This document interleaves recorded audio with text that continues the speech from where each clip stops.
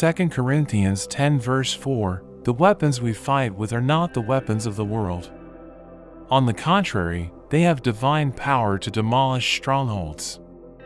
Ephesians 6 verse 12, for our struggle is not against flesh and blood, but against the rulers, against the authorities, against the powers of this dark world, and against the spiritual forces of evil in the heavenly realms. Isaiah 54 verse 17, no weapon forged against you will prevail, and you will refute every tongue that accuses you. This is the heritage of the servants of the Lord, and this is their vindication from me, declares the Lord. James 4 verse 7, submit yourselves, then, to God. Resist the devil, and he will flee from you. Luke 10 verse 19, I have given you authority to trample on snakes and scorpions and to overcome all the power of the enemy, nothing will harm you.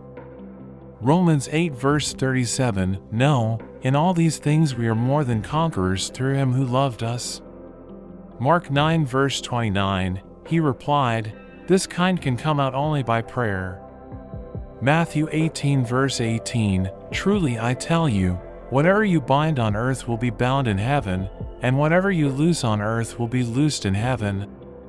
Revelation 12 verse 11, they triumphed over him by the blood of the Lamb and by the word of their testimony, they did not love their lives so much as to shrink from death. Psalm 18 verse 2, the Lord is my rock, my fortress and my deliverer, my God is my rock, in whom I take refuge, my shield and the horn of my salvation, my stronghold. Thank you for watching. I hope you enjoyed the video.